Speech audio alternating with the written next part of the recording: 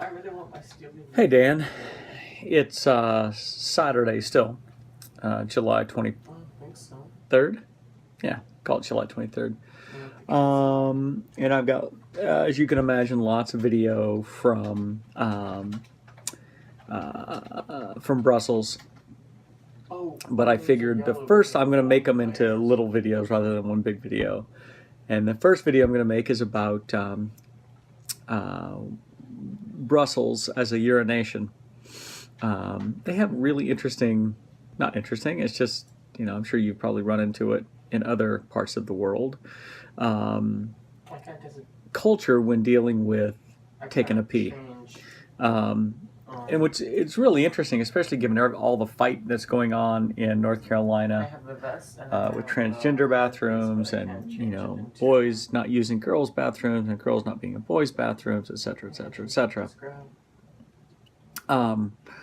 Because in Brussels, and maybe in much of Europe it's like this, but there was just not the puritanical attitudes around taking a leak. I mean, you're peeing, for Christ's sakes, right?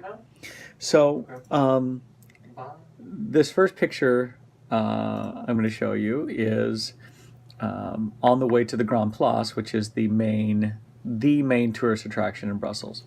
And it's just like right around the corner from the Grand Place. So there's lots of people walking past this. So what this is it's an outdoor urinal. It's three-sided. You can probably see that. You just simply step up, tuck yourself in, and take a pee. So you're literally standing there taking a pee while people are walking past. Not something that you could even imagine in America, right?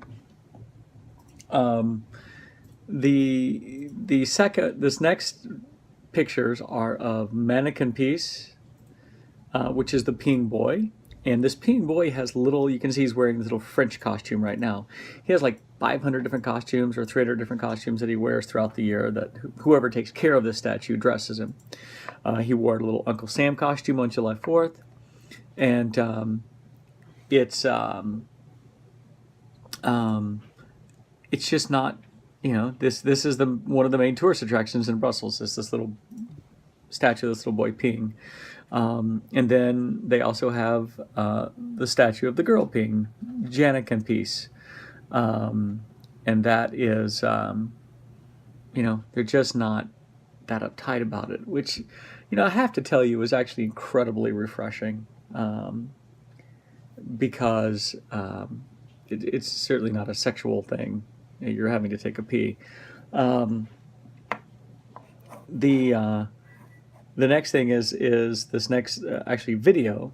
I was in a cafe called the Cookin' Book, which is just up the street from Gaia's house. Gaia's Clelia's mother, and we went to this place fairly often for coffee and sometimes a light lunch or petite déjeuner, if you remember what that is. And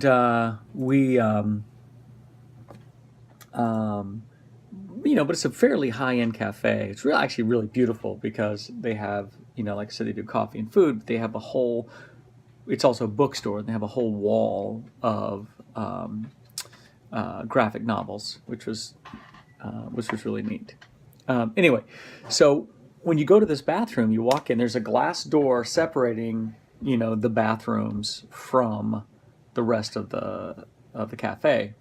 It's a glass door you can see through. So you walk in, you take maybe 2 steps, the women's room's on your left, and the hallway's fairly narrow, it's like 3 feet wide. 2 more steps, the men's room. Straight ahead in front of you is the hand dryer, the little one you put like the little air blades. And then just to the right of that is the sink, because they don't have sinks in where the toilets are. And then literally a step and a half or 2 steps to the right of the sink, kind of around the corner, so you can't see it from the cafe, but you certainly can if you're in washing your hands, is the urinal. So you could literally be standing there, taking a pee, and you could reach around and wash your hands at the same time. But also there could be, women coming out of the women's bathroom going to wash their hands at that sink while you're taking a pee. So I just thought it was pretty funny that it is so it's not a big deal. And the final thing, we were in the Brussels airport on the way home. I mean, this is a major international airport, right? So we're in there, and there's two bathrooms, men and women's. Like your typical airport bathroom, you walk up, and the men's sits to the right, the women's sits to the left, and you walk in and around, that kind of thing. But there was a line coming out of the women's. So Preston and I go in, and there's a bank of urinals, and then on the opposite wall, there's the bank of stalls. And, the stalls have doors, of course. But we go up to pee, and we're sitting there peeing, and then as we turn around, zipping up, in comes a horde of women. So all the women, the maintenance guys had guided all the women from the women's restroom into the men's because all the men's stalls were open. So in they came, went into the stalls and peed and left. So it was again, it's not something you would run into in the U.S. I found it very refreshing because it's pragmatic and it makes sense. And often not a lot does where sexuality is concerned in this country. So that's it. That's my story. I hope you're well and peeing freely. I'll talk to you later.